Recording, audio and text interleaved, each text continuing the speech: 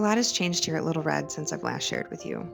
Not only has the ground begun to thaw, but the beautiful blue flowers that mark the spring here in the Midwest are finally putting on their show.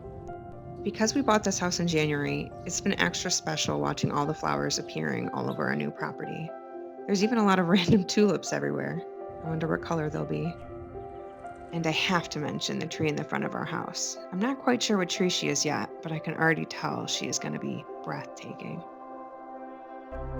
But of course, along with the beauty of spring comes a lot of housework for new homeowners, like cleaning out the gutters and fixing the new fence, which, by the way, went from this to this. She might not be aesthetic, but she's definitely strong. And then there was turning this sad, disgusting outdoor ashtray into clean and mostly healthy soil for the most part, that we'll hopefully get to do something lovely with. Now moving on to the side of the garage, which we now call the barn, you will find this ugly patch of dirt and leaves that Max turned into a beautiful garden bed using bricks and stones that we upcycled from around the yard. Now I can work with this. And last but not least, my sweet Max built a temporary dog fence, so I no longer have to take the dogs out on a leash, and our dogs can be safe in our own backyard. Plus, it's functional and affordable, and the dogs actually obey it, which is the sole purpose. But enough about that. Let me show you what I really am most excited about. How I took this space and turned it into this. After staring at an empty lot for so long, I decided I just needed to get some garden beds and get started. I ordered from Plant & Plot, a company off Amazon, and so far, so good. The build was super easy and fast, and they had a lot of good reviews. I am in no way sponsored by them. It's my first year using it. Honestly, I went for it because it was galvanized, easy setup, no tools required other than what they gave you, and it was something that I could do by myself. I also went with a shorter 1-foot tall bed this time around with Sanctuary Garden because they're light, movable if I need to in the future, and also you have to consider the amount of money you're willing to pay to fill with soil. All gardens are unique to you, and you gotta do what you gotta do to have the garden that you want and can afford. And luckily for us, the soil that we have here on our property is actually pretty good. So when my roots grow and get very, very long, they can grow into the soil that's underneath the bed and still have plenty of healthy soil and space to get bigger and taller. If you live somewhere else that was full of rock or clay, you might have to go with a deeper bed in order to pull off a really, really nice, healthy garden.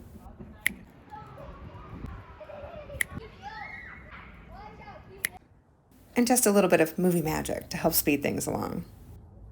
Getting the bed set up and in my vision really helped me to understand what kind of design I wanted in a garden. I spent a lot of days just walking back and forth and really just staring at the beds to decide what I wanted to do with them. I really like the way a symmetrical garden looks on both sides, but spending a lot of time out here, just staring in the sun, I realized that if I put beds on the left of the fence over here, it's not going to get very much sun. And I kind of had to compromise looks for how much food I actually want to grow. So I ended up moving the beds to the right, and I think I made the right decision. We got a lot of space on the left there for a beautiful sitting area, maybe a pergola, I don't know. Next came the task of acquiring soil, so I ordered from a local place literally down the street. I got mushroom compost and nothing else because the beds are so small, I feel like that'll be just right.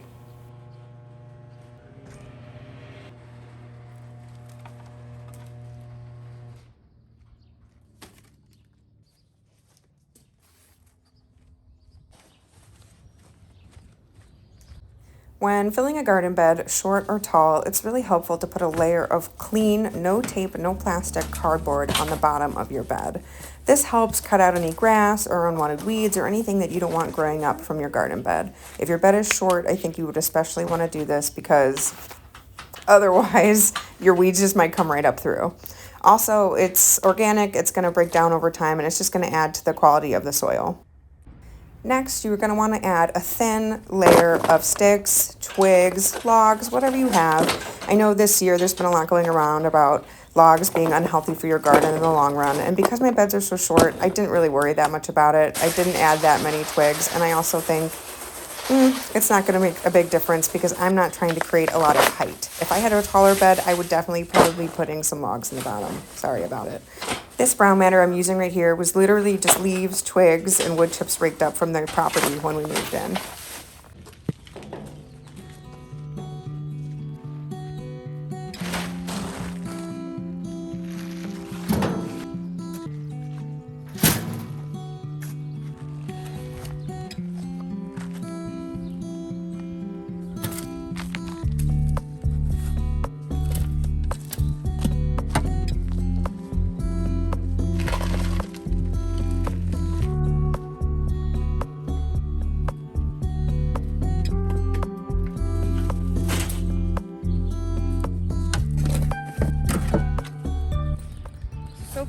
bed done.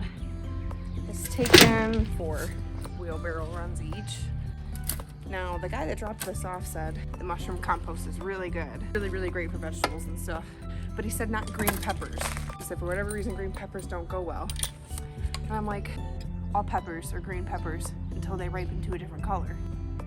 So I'm like, did he mean green bell peppers specifically? Because all bell peppers are green first. Did he mean jalapenos? Poblanos? Sir, can you be more specific?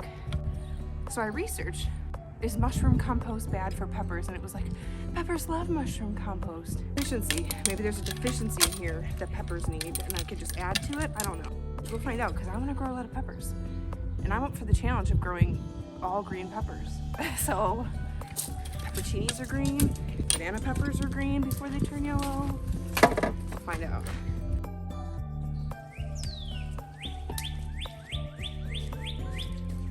I just realized that the wheelbarrow is a perfect height to tip it up. So that'll speed a lot of things up. Ow.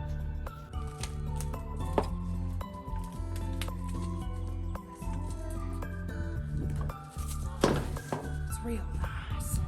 Spray it down because this is going to help the soil loosen up that air and compact down. And then I'm really going to know how much soil I'm actually working with. One thing I'm really pleased about right now is my decision to put all the beds on this side because you can see what doesn't get sun. And although I know it's going to be changing in the summer, I think it was the right call. And a couple hours later, they're full. So we got the big one left, but I think I might take a little break on that and just sit and enjoy. Beautiful.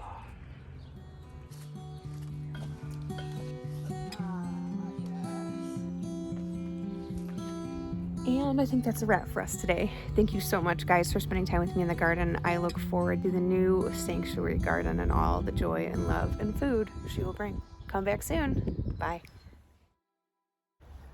So I know I'm going to be building on a possum's home, but I did it last time and it didn't come out. And plus it's a flat surface, better than the soil.